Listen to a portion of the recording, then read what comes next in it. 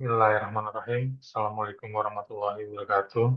Hari ini saya akan melakukan presentasi untuk ujian akhir semester di Universitas Cyber Asia tahun ajaran 2024-2025, mata kuliah ekonomi. Ini mata kuliah ekonomi mikro. Hari ini saya akan melakukan presentasi tentang dampak diskon tarif listrik 2025.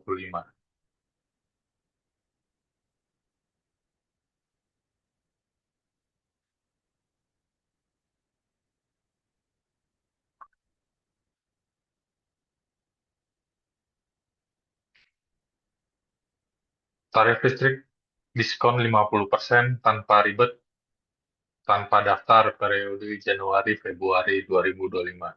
Itu slogan dari PLN yang memulai tahun 2025 dengan kebijakan dari program kebijakan pemerintah untuk menaikkan, untuk menurunkan tarif listrik selama 2 bulan yang diumumkan oleh Menteri Ekonomi Sri Mulyani Indrawati yang mengatakan diskon listrik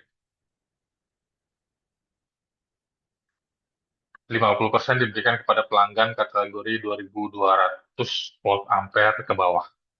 Penerapan diskon ini bertujuan untuk melindungi daya beli masyarakat imbas kenaikan PPN menjadi 12%.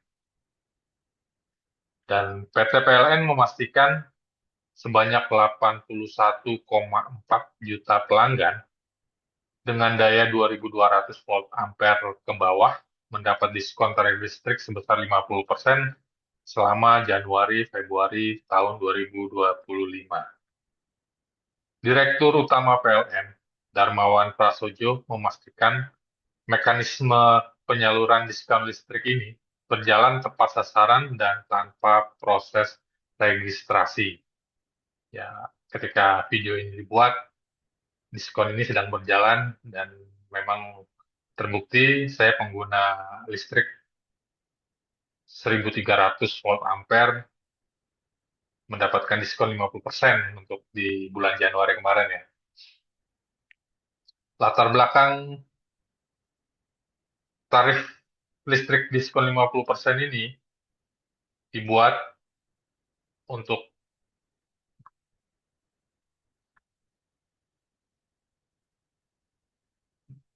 memberikan stimulus ekonomi kepada masyarakat dan membantu meringankan beban tagihan listrik kepada masyarakat yang menurut PLN sebanyak 81,4 juta pelanggan di Indonesia. Tentu itu jumlah yang cukup besar ya. Tujuan pemerintah melakukan pemberian diskon listrik 2025 adalah untuk meningkatkan daya beli masyarakat, itu yang nomor satu, agar masyarakat ringan bebannya gitu ya, dan mendukung UMKM dan industri.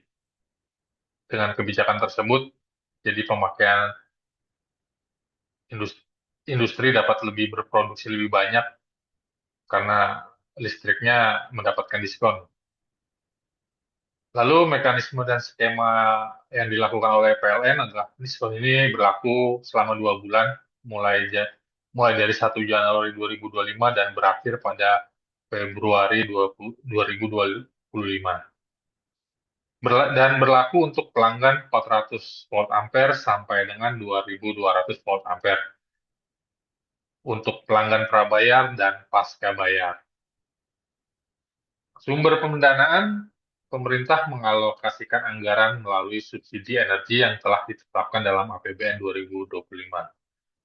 Jadi inilah kebijakan dari pemerintah yang baru, Bapak Presiden Prabowo, di awal tahun 2025, dengan memberikan diskon listrik 2025 sebagai kompensasi kenaikan pajak 12%. Tentunya diskon tarif listrik ini berdampak kepada 3 hal. Dalam video ini saya akan menjelaskan 3 dampak itu pada dampak sosial, dampak energi dan lingkungan, dan juga dampak ekonomi. Baik. Dampak sosialnya adalah mempermudah akses listrik. Dengan diskon listrik ini di wilayah Indonesia 3T, terdepan, terluar, dan tertinggal, memungkinkan lebih banyak rumah tangga menikmati listrik dengan biaya lebih rendah atau bahkan gratis untuk pelanggan 400 volt ampere. Gitu ya. Mungkin mereka mendapatkan hanya cukup membayar 10.000, 20.000 rupiah.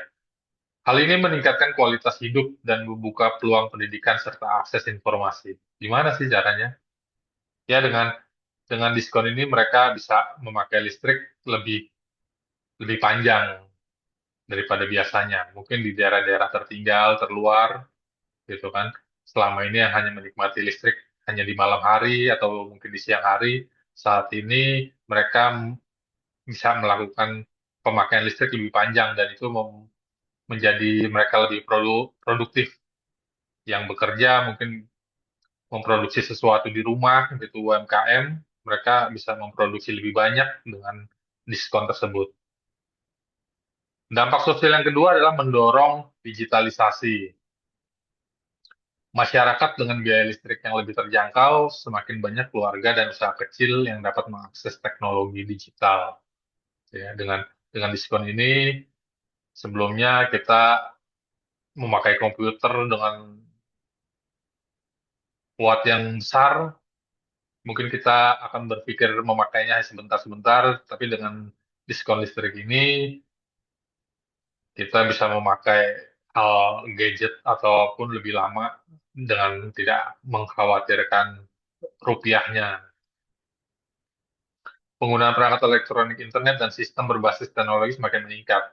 Dengan dengan memberikan diskon ini, jadi kita sebelumnya mungkin memakai untuk bekerja cuma 8 atau 9 jam, mungkin kita akan lebih produktif, bisa menjadi 12 jam memakai listrik, perangkat elektronik, internet, TV, dan segala macamnya gitu ya. Dan ini amat sangat berdampak untuk masyarakat, dampak sosialnya. Untuk dampak energi dan lingkungan adalah mengoptimalkan pemakaian energi. Diskon untuk pengguna listrik di jam non-puncak, jam 10 hingga jam 6 pagi, membantu mengurangi beban listrik pada jam sibuk. Hal ini memungkinkan pemanfaatan energi yang lebih merata dan efisien gitu ya. Jika di beberapa daerah tertinggal, kita memakai listriknya, mungkin ada beberapa daerah tertinggal yang memakai listrik hanya di siang hari, dan hanya atau di beberapa daerah terpencil gitu ya, memakai listriknya hanya di malam hari, hanya untuk menyalakan lampu gitu ya. Dengan dengan diskon ini mereka dapat mengoptimalkan pemakaian energi listriknya gitu ya. Mungkin sebelumnya hanya di siang hari, jadi mereka pun malam menggunakan. Dan sebaliknya, jika mereka menggunakan hanya di malam hari, mereka di siang harinya mereka bisa produktif dengan listrik tersebut. Dampak energi dan lingkungan yang kedua adalah kebijakan pemerintah memberikan diskon ini mendorong penggunaan kendaraan listrik, gitu ya. Jadi dengan diskon tersebut mendorong mendorong penggunaan kendaraan listrik lebih banyak, gitu. Jadi emisi gas buangnya pun jadi lebih rendah. Bagaimana yang di ketiga gitu ya, mengurangi emisi karbon dengan penggunaan banyak kendaraan listrik dan pemakaian listrik di jam non puncak, emisi karbonnya dapat ditekan. Jadi tidak lagi ada asap-asap polusi-polusi lagi gitu ya. Walaupun ini hanya kebijakannya hanya 2 bulan, cuman dapat meningkatkan, dapat berkontribusi terhadap pencapaian target net zero emission yang ditetapkan oleh pemerintah. Tentunya untuk mata kuliah ini kita gimana dampaknya untuk ekonomi karena mata kuliah ekonomi mikro gitu ya.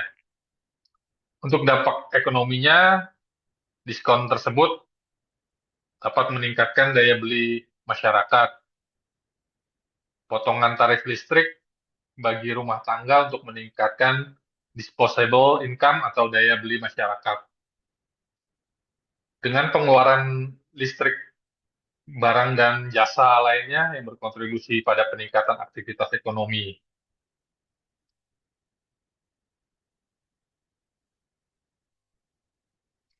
Dan dampak dampak yang kedua adalah dapat meningkatkan produktivitas. Dengan beban operasional yang lebih ringan bagi industri kecil dan menengah, memungkinkan mereka meningkatkan produksi dan efisiensi biaya. Hal ini berpotensi menciptakan lapangan kerja baru dengan semakin lebarnya produksi dan biaya juga dapat ditekan dengan diskon tersebut. Maka dapat tercipta lapangan-lapangan kerja yang baru. Mungkin sebelumnya produksi mereka cuma 10, sekarang bisa menjadi 20 dan membutuhkan tambahan-tambahan tenaga kerja. Ini yang dimaksud dengan menciptakan lapangan kerja baru. Yang ketiga adalah meningkatkan investasi dan digitalisasi. Dengan tarif listrik yang lebih murah bagi pusat data dan bisnis berbasis teknologi, kebijakan ini dapat menarik lebih banyak investasi di sektor digital. Penguatan infrastruktur digital juga mendukung efisiensi bisnis serta perkembangan ekonomi berbasis teknologi. Begitu. Dengan jadi investasinya dapat bertambah. Seperti yang saya tadi bilang, produksinya bertambah, pengeluaran UMKM juga untuk menanamkan modal lebih lebih besar lagi dengan dari diskon tersebut dapat dialihkan sebagai modal. Dan juga dampak ekonominya dalam menggunakan kendaraan listrik. Tentunya kendaraan listrik ini jadi lebih hemat, tidak dan diskon listrik ini juga bagi SPKLU mempercepat adopsi kendaraan listrik. Dengan menurunkan biaya operasional pengisian daya ini, selaras dengan target pemerintah dalam transisi energi dan pengurangan ketergantungan pada bahan bakar fosil. Jadi SPKLU atau pengisian listrik di pada kendaraan listrik itu juga mendapatkan diskon dan ini dapat meningkatkan penggunaan kendaraan listrik dan mengurangi mengurangi BBM gitu ya. Yang subsidi BBM pun sudah sangat tinggi gitu ya di Indonesia. Dan yang kelima adalah dampak ekonomi eh, dapat berdampak efek multiplier terhadap sektor lain. Penurunan tarif listrik tidak hanya berdampak langsung pada pelanggan, tapi juga menciptakan efek domino bagi sektor lain seperti properti, perhotelan, dan retail. Dengan beban biaya lebih ringan, sektor-sektor ini bisa kompetitif dan berkontribusi terhadap pertumbuhan ekonomi nasional. Jadi mereka lebih mereka juga kecipratan dari walaupun mereka penggunaan listriknya tidak tidak kecil ya, tapi mereka mendapat kecipratan dari efek-efek dari produktivitas tadi dengan peningkatan daya beli gitu ya. Dan selanjutnya adalah pendapat ekonom tentang kebijakan pemerintah tersebut. Bapak Muhammad Faisal, Direktur Eksekutif Center of Reform on Economics Core Indonesia, insentif potongan listrik itu sebenarnya bagus, tapi sayangnya hanya 2 bulan. Harus ada kebijakan yang lebih serius menyasar kelas menengah yang sedang turun. Begitu komentar Bapak Muhammad Faisal. Ya, memang kebijakan ini hanya 2 bulan, karena sebagaimana APBN gitu ya sudah dianggarkan hanya hanya untuk 2 bulan. Jika terlalu banyak pun ini akan mengakibatkan beban untuk pemerintah nantinya. Dan menurut Abra Talatov, Kepala Center of Food Energy and Sustainable Development Institute for Development of Economic and Finance, kebijakan ini dapat membantu meringankan beban biaya hidup, terutama bagi keluarga dengan penghasilan terbatas yang sebagian besar bergantung pada tarif listrik bersubsidi. Ya, jadi tarif ya 2.200 ke bawah sudah mendapatkan subsidi dan ini masih mendapatkan keringanan lagi. Tuh. Ini dilansir saya mengambil dari Antara. Lalu Bapak Henry Cahyono, dosen Fakultas Ekonomi dan Bisnis UNESA, stimulus fiskal berupa subsidi tarif listrik yang dinilainya luar biasa karena menyasar daya 400 sampai 2.200 volt ampere. Artinya, menyasar kelompok rumah tengah, kelas bawah, menengah, dan atas sekaligus. Nah, itu. Menengah dan atas itu maksudnya mereka pun kena efek dominonya karena dari hal tersebut kelas menengah dan atas mendapatkan efek domino yang dimaksud Bapak Henry Cahyono tersebut. Lalu ada ekonom Fahmi Radi, beliau adalah pengamat energi Universitas Gadjah Mada, gitu. Mereka beliau mengomentari mestinya diskon ini diberikan sampai paling tidak 6 bulan.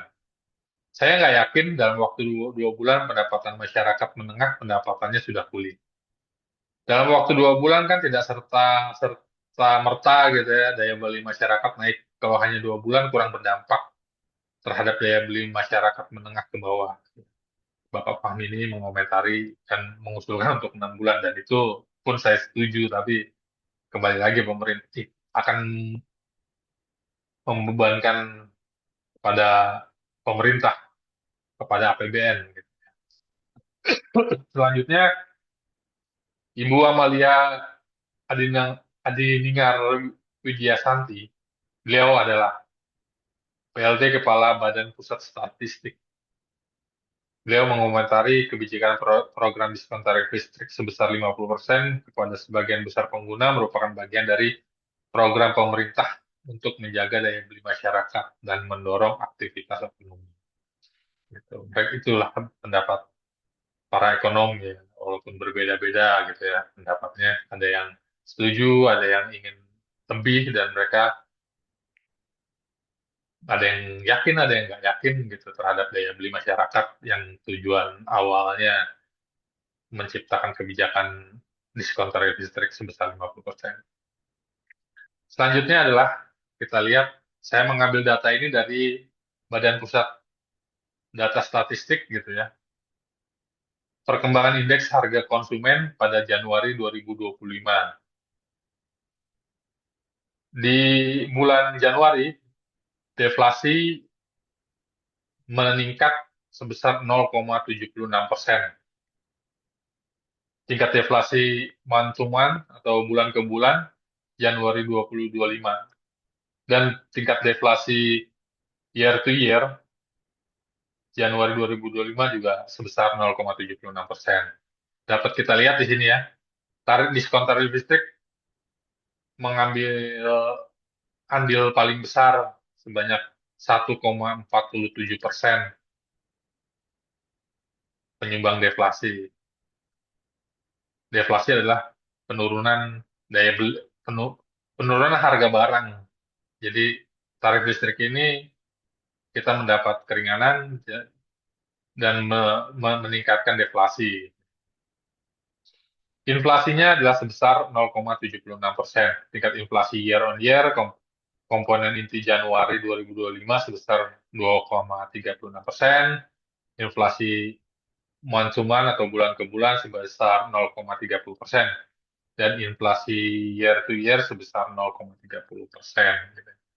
Kita lihat di sini tingkat inflasi year on year nasional Januari 2024 dan Januari 2025. Di Januari 2024, deflasinya itu 2,57%. Inflasinya, sorry, maaf. Inflasi sebesar 2,57%, dan di Januari 2025 sebesar 0,76%. Dan inflasi year on year provinsi dan kabupaten kota tertinggi dan terendah 2025 dipegang oleh Papua sebesar 4,55%. Jadi di Papua mendapat inflasinya besar di sana. Oke, selanjutnya adalah solusi dari kebijakan solusi meningkatkan daya beli masyarakat. Tentunya diskon tarif listrik ini memang tidak cukup kalau untuk meningkatkan. Menurut saya tidak cukup kalau hanya untuk 2 bulan meningkatkan daya beli masyarakat, apalagi setelah setelah bulan Februari akan datang bulan Ramadan dan Lebaran gitu ya, Idul Fitri. Tentunya daya beli masyarakat dapat meningkat jika ada diskon tarif listrik juga diperpanjang gitu ya. Cuman kembali lagi tentunya nanti akan membebankan APBN pemerintah. Solusinya dari saya sih gitu ya adalah pertama adalah memberikan subsidi untuk kebutuhan pokok ya seperti diskon tarif listrik ini pun salah satunya lah kebutuhan pokok. Ya kebijakan Presiden Prabowo pun di tahun 2025 seperti memberikan makan siang gratis kepada anak sekolah gitu ya. Ini pun bagian dari subsidi dan juga kita masih mendapatkan subsidi di gas, BBM gitu ya. Dan usulan saya adalah meningkatkan lagi jika subsidinya gitu. Dan yang kedua adalah meningkatkan lapangan kerja dengan proyek infrastruktur dan program padat karya. Gitu ya. Jadi pemerintah membangun infrastruktur dan masyarakat diajak diajak untuk bekerja gitu ya di pihak swasta agar tercipta lapangan kerja baru, jadi daya beli masyarakat juga dapat meningkat gitu ya. Program padat karya secara langsung dari pemerintah mungkin turun ke desa, pemerintahan desa memberikan program-program padat karya kepada masyarakatnya gitu ya. Hal ini dapat meningkatkan ekonomi masyarakat kelas bawah dan tentunya nanti ujung-ujungnya finalnya adalah meningkatkan daya beli masyarakat. Yang ketiga adalah pemerintah harus menjaga kestabilan harga dengan kebijakan moneter yang bijak. Gitu. Jangan pemerintah pun harus melihat dari berbagai aspek. Ya. Tentunya pemerintah sudah melakukan hal ini gitu ya. Dan yang keempat adalah memberikan insentif perpajakan. Sebagaimana kita tahu di awal-awal Pak Presiden Prabowo menjadi presiden, beliau sudah mengusulkan untuk pajak naik menjadi sebelumnya 11% menjadi 12%. Namun hal itu ditunda dulu dan gitu. Eh, Pajak 12% hanya untuk barang mewah. Jadi untuk yang lain-lain belum belum masih dengan pajak 11%. Dan yang keempat adalah melakukan perlindungan sosial melalui penyaluran penyaluran bantuan langsung tunai BLT gitu ya. Pemerintah memberikan dana cash langsung kepada masyarakat dan itu pun sudah dilakukan gitu ya seperti KJP, program-program kesehatan, BPJS segala macam pemerintah sudah melakukan hal itu dan harus untuk meningkatkan daya beli masyarakat ya harus ditambah lagi sih program-program tersebut. Demikian presentasi mata kuliah ekonomi mikro. Terima kasih atas waktunya, terima kasih atas perhatian Bapak dosen, terima kasih buat teman-teman juga, terima kasih buat semua kerabat di Unsia. Saya mengucapkan banyak terima kasih. Demikian hal ini saya presentasikan. Wassalamualaikum warahmatullahi wabarakatuh.